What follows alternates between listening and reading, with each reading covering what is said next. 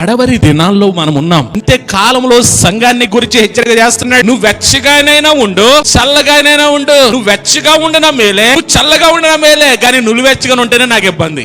నీ చేతిలో బాబిల్ పెట్టుకుని సీరియల్స్ అన్ని అయిన తర్వాత మీటింగ్ వెళ్దాం ఇటువంటి స్థితిలో ఉన్న ఈ రోజు క్రైస్తవ సంఘం పరిశుద్ధ పునరుద్ధానపు ఆదివారంలో పునరుద్ధాన బలము చేత నింపబడ్డానికి, పునరుద్ధాన జీవం చేత నింపబడ్డానికి ఆయన సహవాసంలో పాల్గొనాల్సినటువంటి మనము ఎక్కడుంటున్నాం? ఆదిమ సంఘం ఎప్పుడు కూడుకునేది? ప్రతిరోజు సహవాసంలో కూడుకుంటూ ప్రభుని ఆరాధిస్తూ, ప్రభుని ప్రార్థిస్తూ, ఇంటింట రొట్టె విరుచుచు సహవాసంలో కూడుకునేవారు. ఒక్క ఆదివారం కూడుకోవడానికి కూడా దేవుని సన్నిధిని నిర్లక్ష్య పెడుతున్నాం. మనము నువ్వు దినము కూడా దేవుని సహవాసంలో మనము ప్రభు రాకడ కొరకు సిద్ధపడాల్సినటువంటి స్థితిలో మనం ఏం చేస్తున్నాం అంటే, ఈ ఒక్క రోజు ప్రార్థన చేయకపోతే ఏమవుద్ది? ప్రభు అంటున్నాడు, నువ్వు ఎలాగున్నావంటే వెచ్చగానైనా నువ్వు లేవు, చల్లగానైనా నువ్వు లేవు. రక్షింపబడితే సంతోషం అని, నేను రక్షింపబడ్డాను అని భ్రమలో బ్రతికేస్తే అదే నులివెచ్చని స్థితి.